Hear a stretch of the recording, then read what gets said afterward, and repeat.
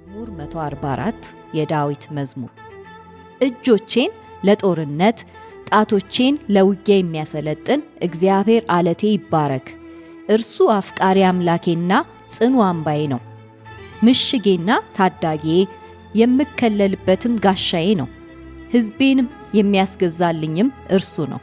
እግዚአብሔር ሆይ ይህን ያህል በልብ ስፍራ ትሰጠው ዘንድ ሰው ምንድን ነው? ታስበው ዘንድ የሰው ልጅ እስከዚህ ምንድን ነው?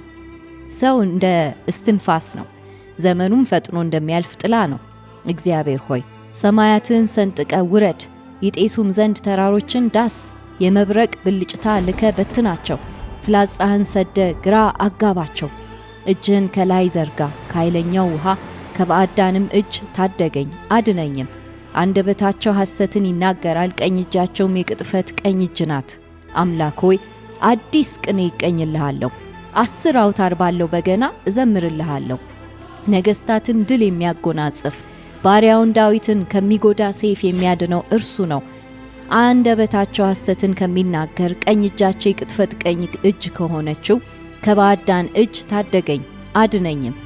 ወንዶች ልጆቻችን በወጣትነታቸው የተሟላ እድገት እንዳገኘ ተክል፣ ሴቶች ልጆቻችንም ቤተ መንግሥት ለማስጌጥ እንደ ተቀረጹ የማዕዘን አምዶች ይሁኑ። ጎተራዎቻችን በተለያየ የእህል አይነት የተሞሉ ይሁኑ። በጎቻችን እስከ 1000 ይውለዱ፣ በመስኮቻችንም እስከ 10,000 ይባዙ። ከብቶቻችን ይክበዱ፣ አይጨንግፉ፣ አይጥፉም። እኛም በምርኮ አንወሰድ፣ በአደባባዮቻችንም ዋይታ አይሰማ። ይህ ባርኮት ገንዘቡ የሆነ ሕዝብ ምስጉን ነው። እግዚአብሔር አምላኩ የሆነ ሕዝብ ምስጉን ነው። አሜን። ይሄ የመጨረሻው የዋይታ ጸሎት ነው ብለናል። ከ140 እስከ 144 የዳዊት ጸሎቶች ያየናቸው አሉ። ከምርኮ እየተመለሱ ነው ሰዎች፣ ወደ ጽዮን እየወጡ ነው። ግን ድሮ የተዘመሩ መዝሙሮችን በአዲስ እይታ በአዲስ ቅኔ ይቀኟቸዋል። ድሮ ነው እነዚህ ግጥሞች የተገጠሙት፣ ከምርኮ በፊት ነው የተገጠሙት። ከምርኮ በፊት መሪያቸው ዳዊት በብዙ ስደት ውስጥ በብዙ ሐዘን ውስጥ ሲያልፍ የጻፈው ጸሎት የጻፋቸው መዝሙራቶች ናቸው። ግን አሁን ላሉበት አውድም የሚዛመድና የሚሄድ ስለሆነ ይዘምሩታል፣ ይጸልዩታል። ስለዚህ ዳዊት ድሮ ያሳለፈበት ጊዜ በጣም በብዙ ውጊያ ውስጥ በብዙ መከራ ውስጥ በብዙ ስደት ውስጥ ባለፈበት ወቅት የጻፈው ጸሎት አንዱ ይሄ ነው። አንዱ ብቻ ሳይሆን የመጨረሻው ይሄ ነው። መዝሙራቱ አሁን ሊጠቃለሉ ነው። ጸሎት ልመና የሚባለው ክፍል ሊያበቃ ነው። ከልመና ወደ ሃሌሉያ ልንሻገር ነው እና የመጨረሻው ያ ትልቁ ሃሌሉያ ጋር ከመድረሳችን በፊት ይታገለናል፣ በጣም ይታገለናል። ትግል ያለ ነው። በተለይ ይሄ የጀመርነው መንገድ ቀጭን ጎዳና ነው እና ከቀጭኑ ጎዳና አውጥቶ ሰፊው ላይ ጥሎ በቃ እዛ ተስፋ ማስቆረጥ ይፈልጋል። ከ140 ጀምሮ ያየናቸው ነገሮች ይህንን ይጠቁማሉ አይደለም? በቃ በተስፋ መቁረጥ አገልጋዩን መምታት ይፈልጋል። ተስፋ ቆርጦ ባቢሎን ላይ በቃ እኔም ብሎ ክርስቲያን፣ እኔም ብሎ የእግዚአብሔር ሰው፣ እኔም ብሎ አገልጋይ ብሎ እዛው ባቢሎን ተመቻችቶ እንዲቀመጥ ነው ማድረግ የሚፈልገው። ስለዚህ ያንን የሚታገል ጸሎት ነው የሚቀርበው ሁልጊዜ። ዛሬ ላይም 144 ላይ ሲጀምር እጆቼን ለጦርነት ጣቶቼን ለውጊያ የሚያሰለጥን እግዚአብሔር አለቴ ይባረክ ይላል። ኮንስታንትሊ በጣም በቃ ያለ ማቋረጥ ምን ውስጥ ነኝ ያለሁት? ውጊያ ውስጥ ነኝ ይላል ይህ ዘማሪ። ውጊያ ውስጥ ነን። እንደ እግዚአብሔር ሰዎች፣ እንደ እግዚአብሔር አገልጋዮች፣ እንደ እግዚአብሔር ልጆች፣ የእግዚአብሔር ስም በላያችን እንደተጠራ ሰዎች ሁልጊዜ ምን ውስጥ ነን ያለነው? ውጊያ ውስጥ ነን። የሚታይም የማይታይም። በሚታየውም ዓለም ጦርነት ይነሳል። ዳዊት ብዙ ጠላቶች አሉት። የእግዚአብሔር ሕዝቦች ብዙ ጠላቶች አሏቸው። ያላቸውን ነገር ወርሰው ሰላም ማሳጣት። ምክንያቱም የእግዚአብሔር ሰዎች ሰላም ካጡ ተዘልለው ካልተቀመጡ አያገለግሉ። ሰላማቸው ላይ ይሆናል ትኩረታቸው። የዕለት ተዕለት ውጊያ፣ የዕለት ተዕለት ፍትጊያ ውስጥ ይሆናል ትኩረታቸው። እግዚአብሔርን ማገልገል ያቅታቸዋል፣ ብርሃን መሆን ያቅታቸዋል። ስለዚህ የዕለት ተዕለት ውጊያ ስላለ እግዚአብሔር ግን በዚህ ውጊያ ውስጥ ምን ያደርጋል? ያሰለጥነኛል ይላል። ያሰለጥነኛል፣ አቅም ይሆነኛል፣ ጸጋ ያበዛልኛል፣ ያበረታኛል ይላል እና እጆቼን እና ጣቶቼን ይላል ምንሰራበትን ምንዋጋበትን ኃይል ይሰጠናል። ከዛ ያንን ኃይል ሰጥቶ ደግሞ ዝም አይለንም። ኃይሉን እንዴት ማውጣት እንዳለብን እግዚአብሔር አቅጣጫ ያስይዘናል፣ መስመር ያስይዘናል። ስለዚህ አንዳንድ ሰዎች ጸጋ አላቸው፣ ግን ጸጋው ትሬንድ ካልሆነ ጸጋው የዛ ሰው መጥፊያ ይሆናል። ጣቱ የዛ ሰው መጥፊያ ይሆናል። አቅሙ የዛ ሰው መጥፊያ ይሆናል። ስለዚህ ያን አቅም የተቀበለው ሰው እግዚአብሔር ሊያሰለጥነው ይገባል። መሳሪያን ከተቀበለ መሳሪያውን እንዴት አውጥቶ መዋጋት እንዳለበት እግዚአብሔር ራሱ ሊያሰለጥነው ይገባል። ስለዚህ ዳዊት ምን ይላል? ጦርነቱን ማሸንፍበትን፣ ጦርነቱን ምዋጋበትን መሳሪያውንም ሰጥቶኛል፣ እንደገና አቅሙንም ሰጥቶኛል፣ እንደገና ኖሃውን ዕውቀቱንም ሰጥቶኛል ይላል። ያሰለጥነኛል እግዚአብሔር ራሱ ይላል። ምክንያቱም ይሄ ያለውበት ጦርነት በሰውኛ ዕውቀት የሚፈታ ስላልሆነ መንፈሳዊ ውጊያ እንደሆነ ይሄ ዳዊት ተረድቷል። መንፈሳዊ ዓለም ውስጥ ደግሞ ማየት የሚችለው እግዚአብሔር ነው። ስለዚህ በእግዚአብሔር እይታና በእግዚአብሔር ስትራቴጂ ቢዋጋው ነው የሚያዋጣው። ስለዚህ ዳዊት ራሱን አሰላለፉን ከእግዚአብሔር ጋር ያደርጋል።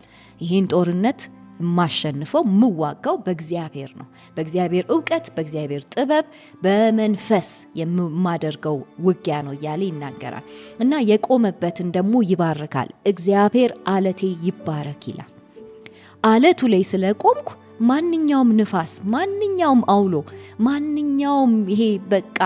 ማንኛውም ይሄ የጦርነት መሳሪያ ውርጅብኙ ቢመጣብኝ አለቴ ላይ ስለቆምኩኝ ምንም አልሆንም ይላል። የቆምኩበትን አለት እባርከዋለሁ ይላል።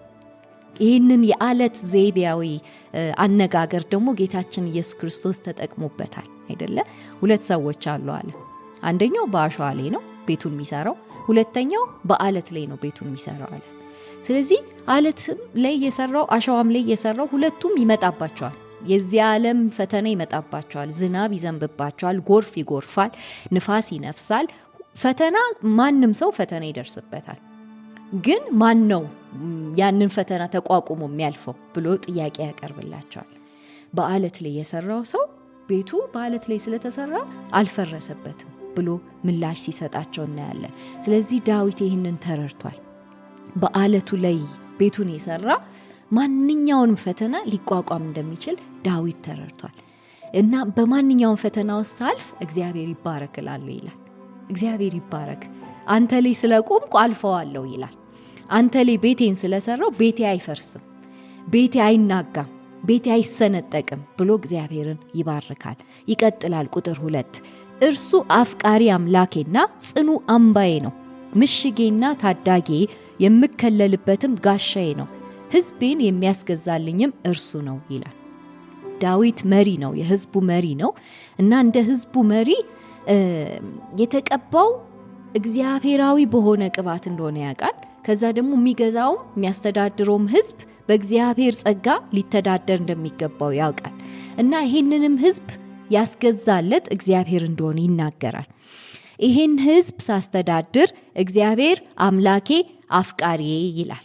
የመጀመሪያ እግዚአብሔር የሚሾምበት ስም አፍቃሪ፣ ሁለተኛ አምላኬ፣ 3 ጽኑ አምባዬ፣ 4 ምሽጌ፣ 5 ታዳጌ፣ 6 የምከለልበትም ጋሻዬ ይላል። 7ኛው ቁጥር 1 ላይ ያለ አለቴ ብሎታል። በ7 መግለጫዎች እግዚአብሔርን ሲሰይመው እናያለን። 7 ዘይቤያዊ አነጋገሮች አለት፣ አፍቃሪ፣ አምላክ፣ ጽኑ አምባ፣ ምሽግ፣ ታዳጊ፣ የሚከለልበት ጋሻ እያለ የእግዚአብሔርን ስም ሲያወድስ እናያለን። ስለዚህ ይሄ እግዚአብሔር በሰባትዮሽ ምሳሌያዊ በሆኑ ስሞች ሲጠቀስ ይሄ እግዚአብሔር መጀመሪያ ለኔ ምንድነው የሆነልኝ? አፍቃሪ ነው አለ። የልብ አፍቃሪ። እግዚአብሔር ስላፈቀረኝ ነው እዚህ የደረስኩት እያለን ነው። እግዚአብሔር እንዲሁ በቃ ወደደኝ፣ እንደው እዚህ ግባ የሚባል ነገር ሰርቼለት አይደለም፣ እንዲሁ ወደደኝ። ይሄ ወንጌል ነው እየነገረን ያለው።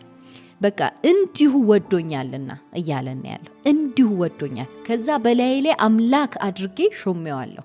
የእርሱን አምላክነት የእርሱን ጌትነት በላይ ላይ አስቀምጫለሁ፣ አምላኬ ብየዋለሁ ይላል።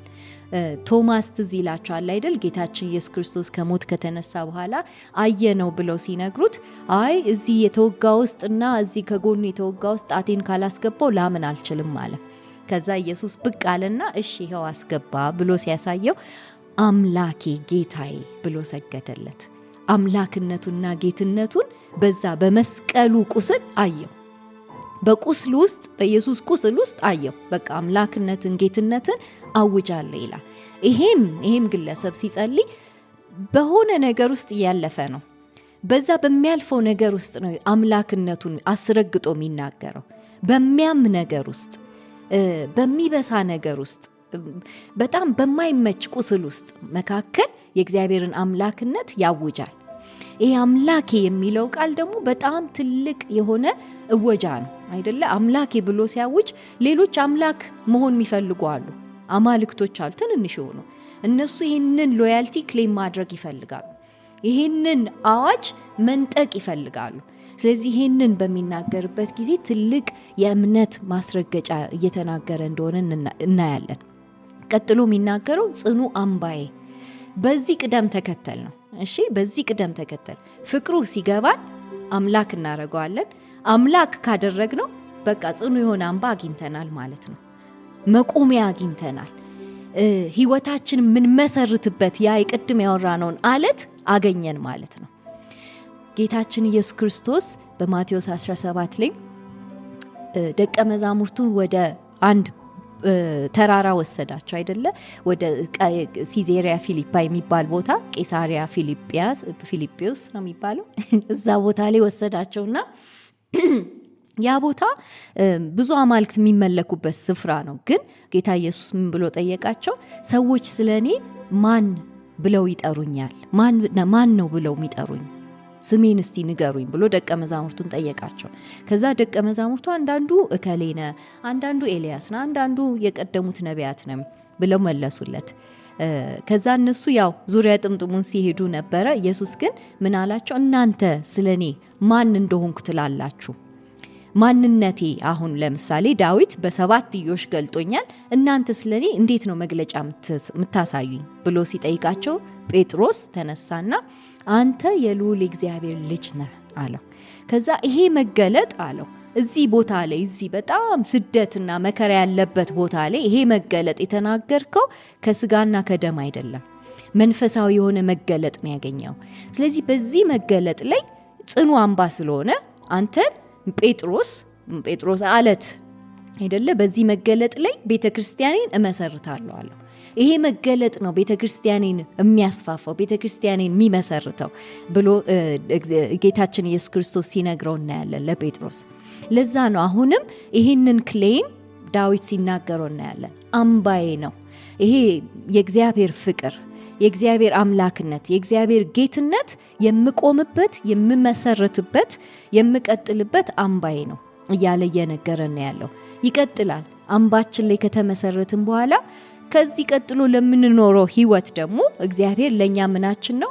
ምሽጋችን ነው፣ ታዳጊያችን ነው፣ የሚከልለን ጋሻችን ነው።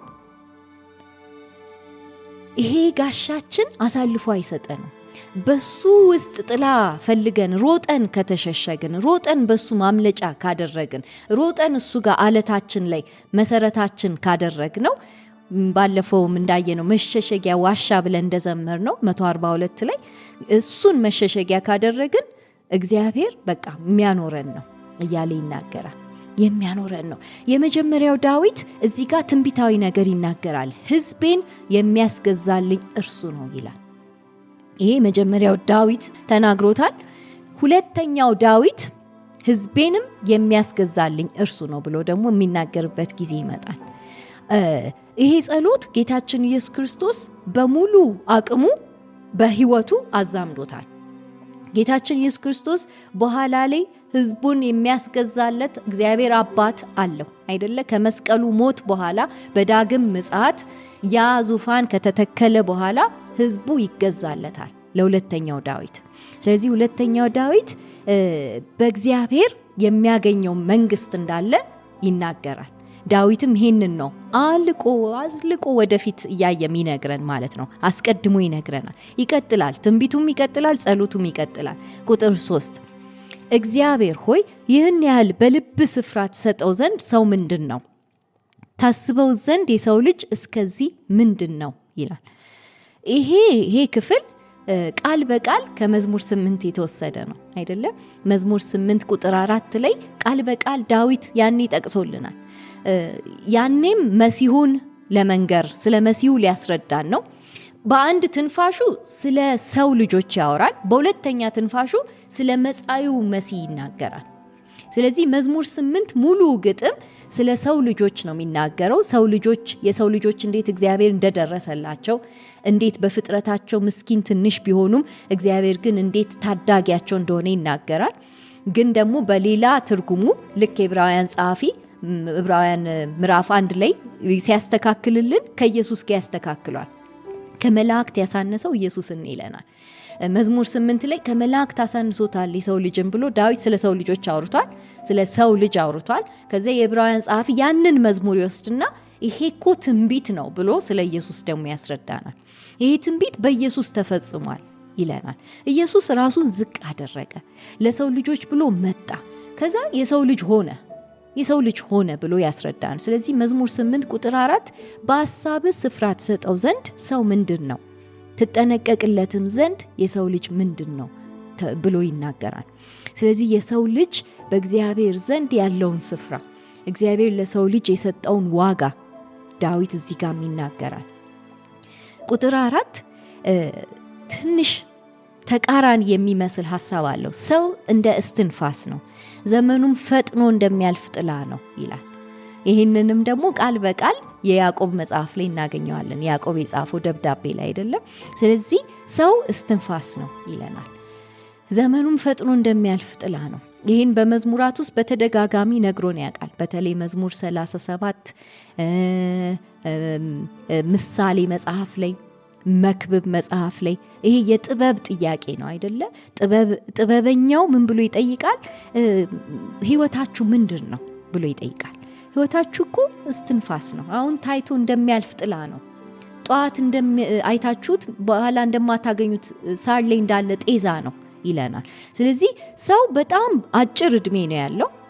በዚህ በጣም በሚመላለስበት ጊዜ በጣም አስቦ በእውቀት በእቅድ እግዚአብሔርን አስቀድሞ እግዚአብሔርን የመጀመሪያ አድርጎ መመላለስ ያለበት ሰው ነው ያለበት ፍጥረት ነው ብሎ ያሳስበናል። ይህንን ደግሞ እዚህ ጋር የሚያመጣልን ለምንድን ነው? ስለ ጦርነት ማውራት ስለጀመረ ነው አይደለ? ስለ ውጊያ። በተለይ የእግዚአብሔር ልጆች ይህንን ህይወት ሳይተምኑ መኖር አይችሉም። ይህንን አጭር የተሰጣቸውን እድሜ ያለ እቅድ፣ ያለ ተመን፣ ያለ ስትራቴጂ መኖር አይችሉም። አያዋጣም። የሚኖሩት ራሱ ጦርነት ውስጥ ስለሆነ ይሄ እድሜ በጣም በጣም ታስቦ ሊኖር የሚገባው እድሜ ነው እያለ እያሳሰበን ያለው። ይህንን የሚናገሩበት ጊዜ ደግሞ አሁን ከባቢሎን ወጥተው ወደ ጽዮን እየሄዱ ነው አይደለ? የባቢሎን ጊዜ በቃለት። ስለዚህ አሁን ማድረግ ጀምረናል። ወደ ላይ እየወጣን ነው። ወደ ላይ ስንወጣ ደግሞ ከመንገዳችን ሊያሰናክለን ይፈልጋለን።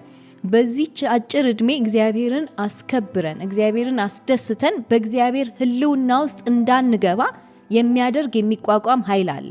ስለዚህ ሰው ምንድን ነው ብለን ቆም ብለን ማሰብ አለብን ይለናል። ሰው በጣም ፈጥኖ የሚያልፍ ዘመን ነው የተሰጠው። በዚህ አጭር ዘመኑ እግዚአብሔርን አስከብሮ ወደ ክብሩ መግባት መቻል አለበት እያለን ነው የሚነግረን ያለው።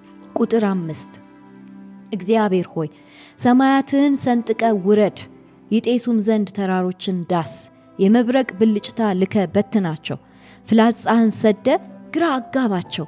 እጅህን ከላይ ዘርጋ፣ ከኃይለኛው ውሃ ከባዕዳንም እጅ ታደገኝ አድነኝም። አንደበታቸው ሐሰትን ይናገራል፣ ቀኝ እጃቸውም የቅጥፈት ቀኝ እጅ ናት። ይሄ ከ5 እስከ 8 ያለው የዘጸአቱን ዘመን የሚያስታውስ ምስል ነው። በዘጸአቱ ወቅት እግዚአብሔር ይህን ነገር በሙሉ አድርጎላቸዋል። በመጀመሪያው መውጣት ወቅት ማለት ነው። አሁን ሁለተኛ መውጣት ላይ ናቸው አይደለ? ሁለተኛው መውጣት ከባቢሎን ነው። ስለዚህ የመጀመሪያው መውጣታችን ላይ ያደረግከው የገለጥከው ያ ክብር በአሁኑም መውጣታችን ላይ ይገለጥ ይሉታል።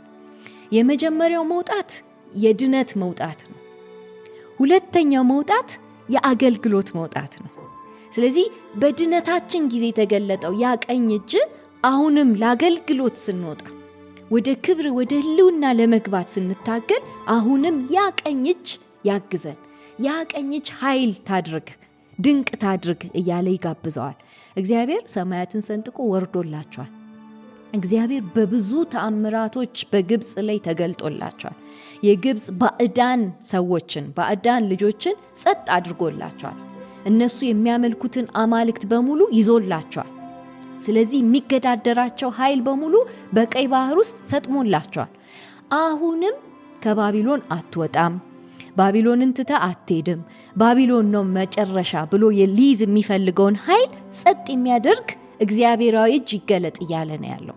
ምክንያቱም ባቢሎን ተመቻችታችሁ ቁጭ በሉ፣ በቃ አገልግሎት ይቅር፣ መውጣት ይቅር፣ መንገድ የቺን ቀጭኗን መንገድ ይቅርባችሁ የሚያዝል ኃይል ነው ያለው።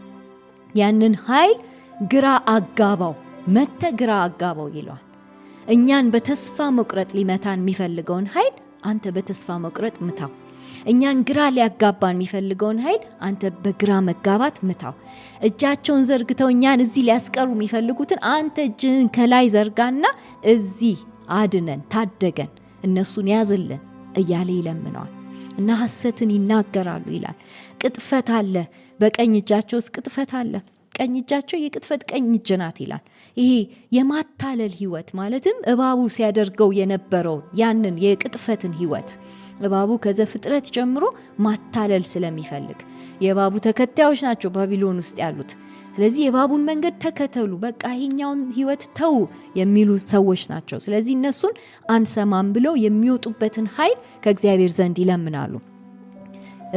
የእግዚአብሔርን ኃይል ከላይ ሲለምን እግዚአብሔር በዘጸአቱ ወቅት እንዴት እንዳዳናቸው ያውቃል። እና ያ ኃይል አሁንም ለማዳን ትኩስ እንደሆነ ነው እየተናገረ ያለው። አሁንም ለማዳን አሁንም ለመታደግ ትኩስ ኃይል አለ እያለ በዛ ኃይል ሲመካ እናየዋለን። ቁጥር 9 አምላክ ሆይ አዲስ ቅኔ እቀኝልሃለሁ፣ 10 አውታር ባለው በገና እዘምርልሃለሁ። ነገስታትን ድል የሚያጎናጽፍ ባሪያውን ዳዊትን ከሚጎዳ ሰይፍ የሚያድነው እርሱ ነው ይላል። የድነት ቋንቋ እዚህ ጋም አለ። ቁጥር 7 ላይ ታደገኝ አድነኝ ብሏል። አሁን ቁጥር 10 ላይ የሚያድን አንድ ነው ይላል። የሚያድን እግዚአብሔር ነው እያለ ይናገራል። ቁጥር 9 ላይ አዲስ ቅኔ እቀኝልሃለሁ አምላኩ ይላል። እና እውነትም አሁን አዲስ ቅኔ ውስጥ ሊገቡ ነው፣ አዲስ ዝማሬ ውስጥ ሊገቡ ነው። አሁን በተስፋ ነው ቃል እየገባ ያለው። ማለትም ይሄ ቃል ሲገቡ ለምሳሌ ምንድን ነው የሚባለው ኦርቶዶክስ ወንድሞችና ስለት አይደለም፣ ስለት እየተሳለ ነው። ስለዚህ እዚህ ጋር ምን አይነት ስለት ነው የሚሳለው? ከዚህ ጉድ ካወጣኸኝ፣ ከዚህ ጉድ ካዳንከኝ፣ አሁን ዳግመኛ ዘጸአት ከሆነልኝ አዲስ ቅኔ እቀኝልሃለሁ ብሎ ስለት ይገባል። ስለዚህ ይህን ስለት የሚፈጽምበትን ጊዜ እያሰበ ለእግዚአብሔር ቃል ይገባል። 10 አውታር ባለው በገና እዘምርልሃለሁ ይላል።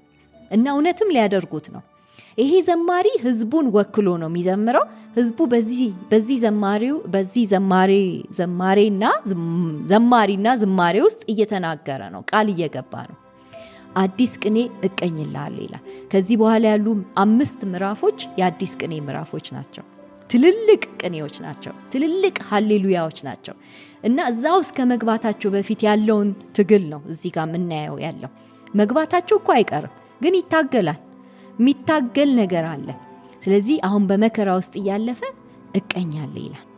እቀኛለሁ አይቀርም ይላል። ጠላት አይኑ እያየ አዲስ ቅኔ እቀኛለሁ ይላል። ይሄ አዲስ ቅኔ ባለ ራእዩ ነግሮናል መቼ እንደምንቀኘው አይደለ? የዮሐንስ ራእይ ምዕራፍ 5 ላይ ዮሐንስ ይመለከታል። ይቆሙና ይላል አዲስ ቅኔ ይዘምራሉ። ለማን ስንለው ለበጉ ይለናል።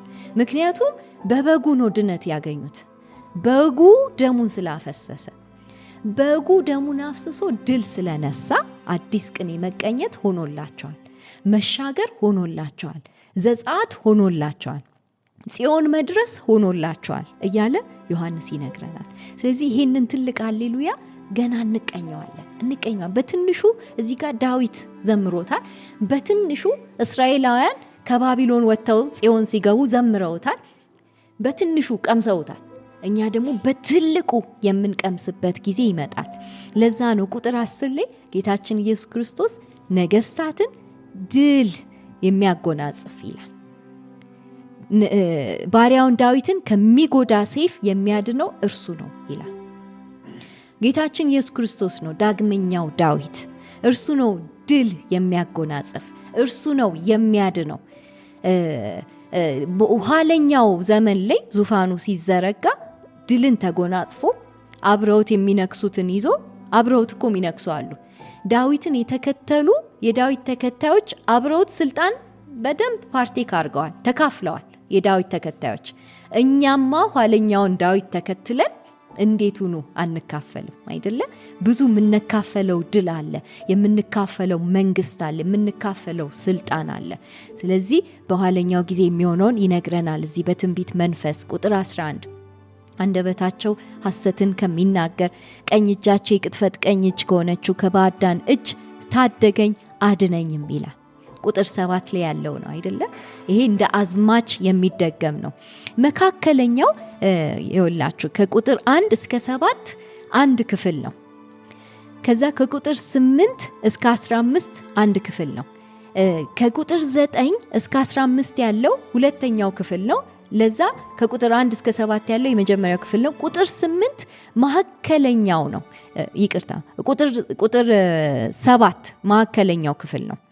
ይሄ የሚደገመው ክፍል ማለት ነው። እጅን ከላይ ዘርጋ ከኃይለኛ ውሃ ከባዕዳንም እጅ ታደገኝ አድነኝም የሚለው የመዳን ቋንቋ ያለበት መካከለኛው ክፍል ነው። ስለዚህ እግዚአብሔር ድነት ለእርሱ ማዕከላዊ እንደሆነ ይሄ መዝሙር ይነግረናል።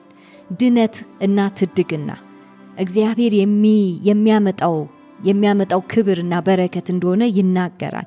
ከባዕዳን እጅ ታደገኝ አድነኝ ሲል አሉ ባዕዳን የሚላቸው በዛ ዘመን በመጀመሪያው ዘመን ግብፃውያን ናቸው።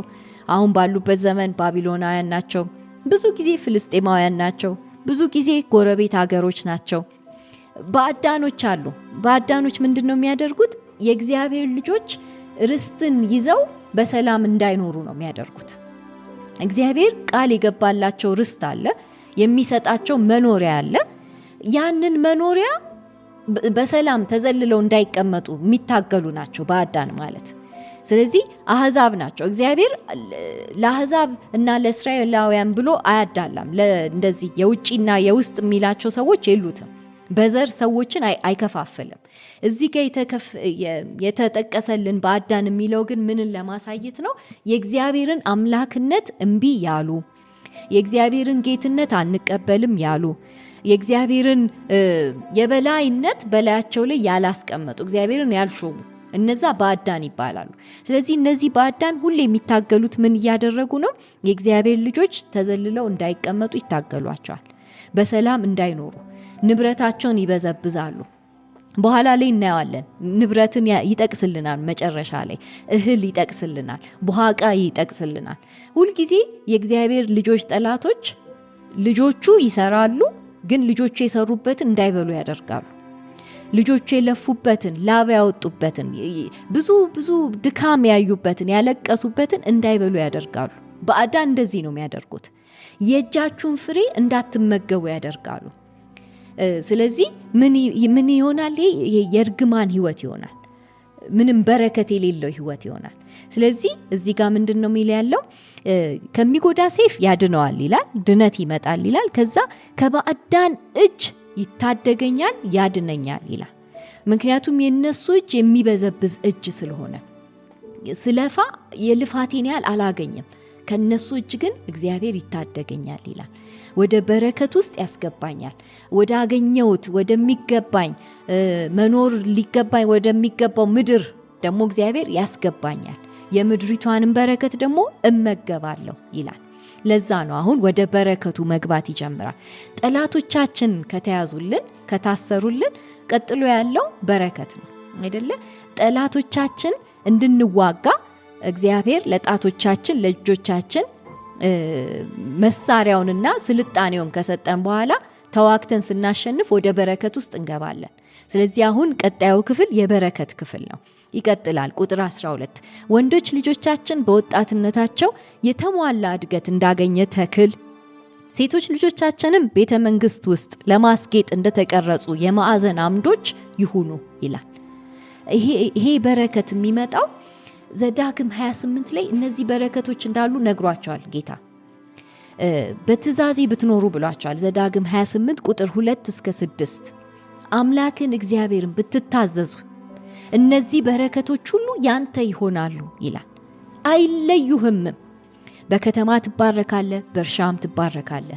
የማዕፀን ፍሬ፣ የምድር አዝመራ፣ የእንስሳት ግልገሎች፣ የከብት ጥጃ፣ የበግና የፍየል ግልገሎችም ይባረካሉ። እንቅብህና ቡሃቃ ይባረካሉ። ስትገባ ትባረካለ፣ ስትወጣም ትባረካለ። በአንተ ላይ የሚነሱ ጠላቶችን በፊትህ እንዲሸነፉ ያደርጋቸዋል። በአንድ አቅጣጫ ይመጡብሃል፣ በሰባት አቅጣጫም ካንተ ይሸሻሉ እያለ ይህን በረከት አውጆላቸዋል። ያኔ ድሮ ገና ዘዳግም ላይ ከግብፅ ሲወጡ።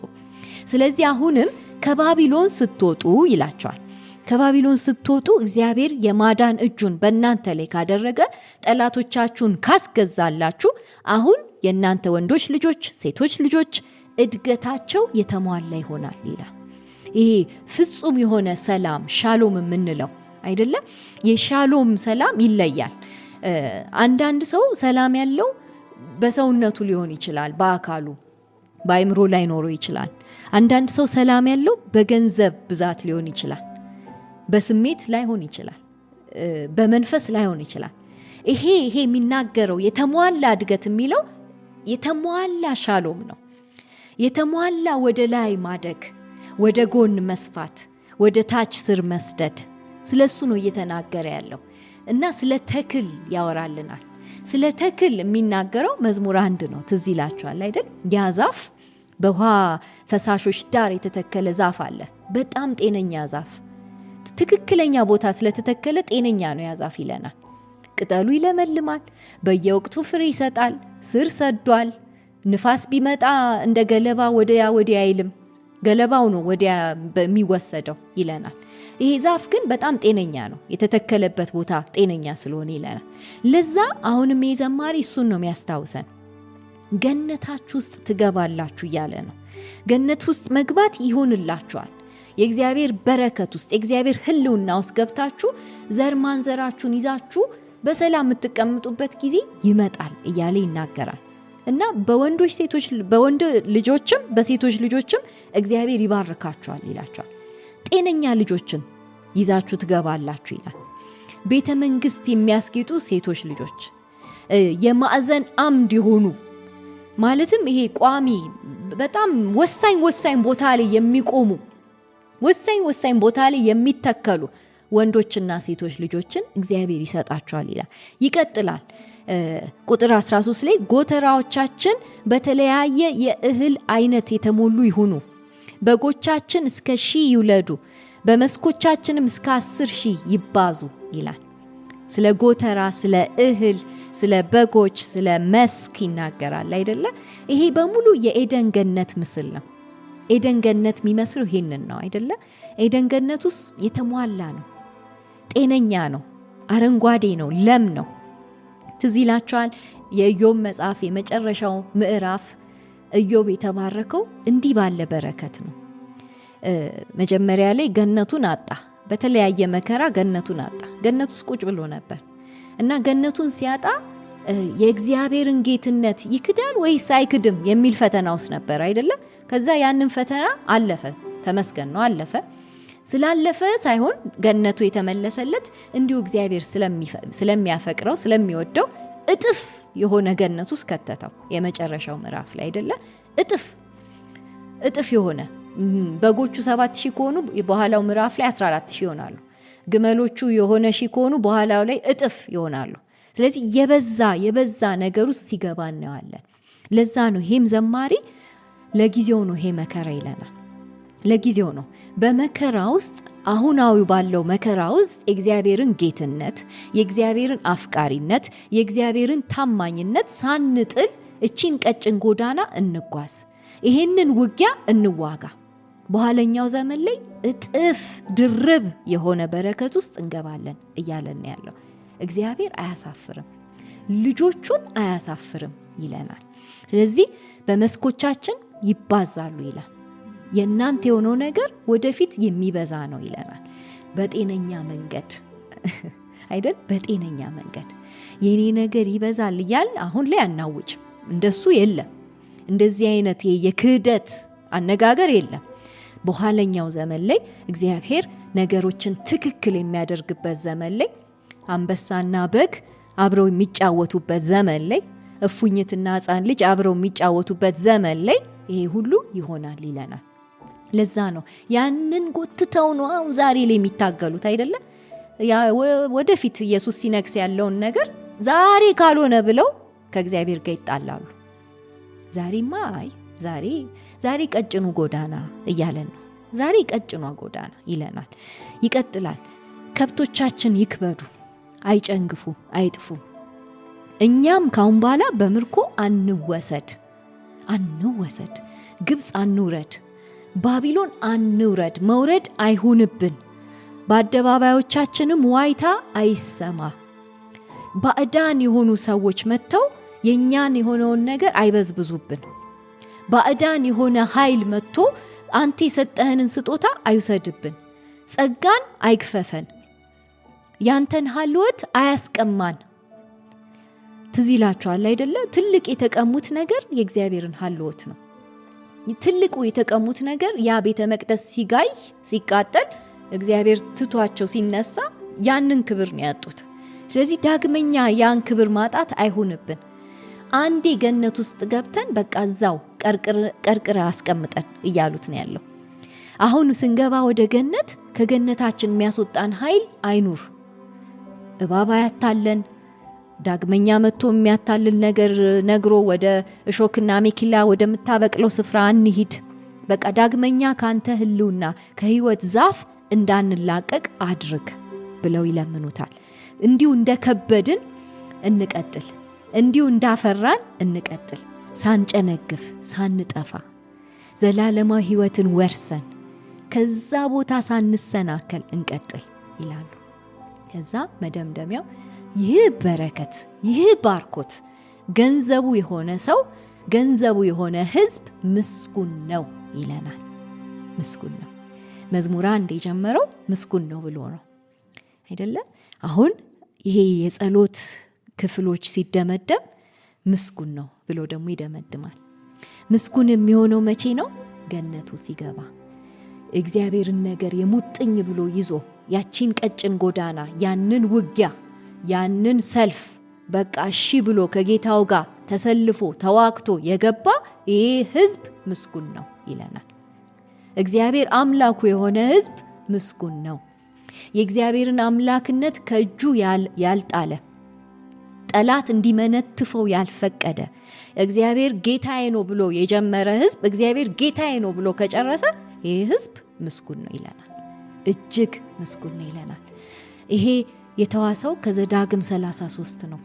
ዘዳግም 33 ቁጥር 29 ላይ እስራኤል ሆይ ይላል። እንግዲህ ጉዞውን ሲጀምሩ ነው። ጉዞውን ሲጀምሩ ምን ብሏቸዋል ሙሴ? እስራኤል ሆይ አንተ ብሩክ ነህ፣ እግዚአብሔር ያዳነው ህዝብ እንዳንተ ያለ ማን አለ? እርሱ ጋሻህና ረዳት የክብርህም ሰይፍ ነው። ጠላቶች በፍርሃት ከፊት ያፈገፍጋሉ፣ አንተም የማምለኪያ ኮረብቶቻቸውን መረማመጃ ታደርጋለህ ይላል። እንዳንተ ያለ ማን ነው አለው። ሙሴ ዞር ብሎ ሲመለከት እግዚአብሔር ያዳነው ህዝብ እንዳንተ ያለ ማን ነው? እግዚአብሔር የተጠነቀቀለት፣ ውጊያውን የተዋጋለት፣ ያሸነፈለት፣ ከለላ የሆነለት፣ መጠጊያ የሆነለት፣ ገነት የሆነለት እንዳንተ ያለ ህዝብ ማን ነው ብሎ እንዲያስቡት ያደርጋቸዋል። ምስጉን ህዝብ ናችሁ፣ ከዳናችሁ ምስጉን ህዝብ ናችሁ። ችግር የለውም መከራ ውስጥ ውጊያ ውስጥ እያለፋችሁ ነው፣ ግን ምስጉንነታችሁ ይታያችሁ። በረከታችሁ ከፊታችሁ ያለው ትልቅ በረከት፣ ዘላለማዊ ሃሌሉያ፣ ዘላለማዊ ህይወት፣ ዘላለማዊ መለምለም፣ ዘላለማዊ ክብደት ከፊታችሁ ያለው ይታይ ይጉላባችሁ እያለ ይደመድማል ይህን ክፍል። እግዚአብሔር ይክበር። ይሄ ክፍል ከመዝሙር 18 ጋር በጣም ትይዩ ነው። መዝሙር 18 ዳዊት ለመጨረሻ ጊዜ ከሳውልና ከጠላቶቹ እጅ በታደገው ጊዜ የጸለየው ጸሎት ነው። እጅግ ትይዩ ነው። በጣም በቃ ለመጨረሻ ጊዜ እግዚአብሔር ሲታደገው ጉልበቴ ሆይ እወድሃለሁ ብሎ ዘመረ። እወድሃለሁ፣ በአንተ ተራራውን መዝለል ማለፍ ሆነልኝ፣ በአንተ ሸለቆ ውስጥ ማለፍ ሆነልኝ፣ በአንተ መድረስ ሆነልኝ፣ በአንተ እፎይ ሆነልኝ ይላል። እግዚአብሔር ይክበር። አሜን። ይህንን መዝሙር ዛሬ የኛ ያደረገ መንፈስ ቅዱስ እግዚአብሔር ይክበር።